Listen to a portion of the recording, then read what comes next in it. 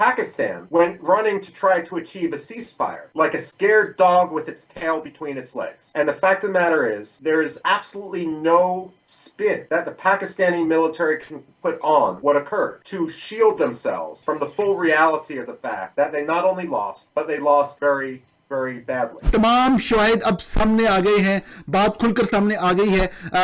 मौजूदा जो लेटेस्ट सूरत हाल है उसके ऊपर बात करते हैं। हुआ ये है कि जो पाकिस्तान पे हमला किया भारत ने, उस हमले से पाकिस्तान में कुछ न्यूक्लियर रेडिएशन की बात हुई है कि न्यूक्लियर रेडिएशन लीक हुआ है। इतनी जो प्रिसाइज टेक्नोलॉजी है कि उन्होंने बड़े स्पेसिफिक टारगेट्स को हिट किया है, बिल्कुल एग्जैक्ट जगहों पे जाके लगे हैं जो इंडिया की तरफ से फायर किए गए थे। न्यूयॉर्क टाइम्स ने अब ये किया है कि सैटेलाइट की पिक्चर्स ली हैं पाकिस्तान के बेसिस पे जिस पे हमला हुआ और जो दिखाई हैं।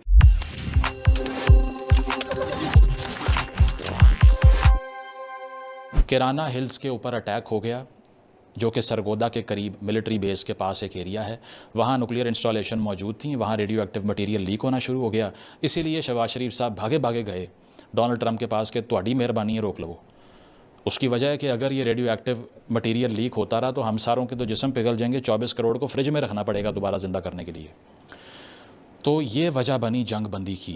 बहुत बड़ी खबर है और ये है कि इंटरनेशनल एटॉमिक एनर्जी एजेंसी जो यूनाइटेड नेशन का एक इदारा है और जो इस बात पर नज़र रखता है कि पूरी दुनिया में जितने एटॉमिक एनर्जी के प्रोग्राम चल रहे हैं, चाहे वो पीसफुल पर्पसेस के लिए हों या नॉन पीसफुल पर्पसेस के लिए, उनको इतला होती है, लेकिन वो मॉनिटर सिर्फ वो करते हैं प्रोग्राम जो पीसफुल पर्पसेस के लिए होते हैं। यूनाइटेड नेशंस ही की एक रिपोर्ट है कि फेक न्यूज़ दुनिया के लिए सबसे बड़ा ख़तरा है और इस फेक न्यूज़ का जो किंग ऑफ स्काई है वो तो पाकिस्तान एयरफोर्स है और वो चैम्पियननेस उनकी इस हद तक चली गई कि एटॉमिक एनर्जी एजेंसी दुनिया की को इसमें इंटरफेयर करना पड़ा और एक रख के उन्होंने जो है ना कान के नीचे दी है। और प्राइम मिनिस्टर मोदी ने भी कहा है ना कि ये जो इंटरनेशनल एटॉमिक एनर्जी एजेंसी, इसको पाकिस्तान के न्यूक्लियर प्रोग्राम का चार्ज जो है वो ले लेना चाहिए। भारत ने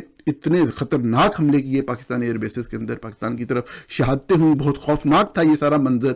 और मैं आपको बताऊं कि जिस तरीके से ये देखें, ये हकीकत जो है, आप इसके ऊपर खुदा के लिए मैं आपसे कह रहा हूं, बजाय किसी के ऊपर इल्जाम लगाने के, किसी की हुब्बुल वतनी में शक करने के, खुदा का खौफ करें, पढ़ें, इसको समझें कि ये भारत ने जिस तरीके से अपनी वो दिखाई है सुपेरियरिटी और जारियत की है, जो उस वक्त आखिरी लम्हे पे, उसके बाद जो एक उसको बढ़तरी हासिल हुई है। 1971 के अंदर भी ये बढ़तरी नहीं थी, ये याद रखिएगा।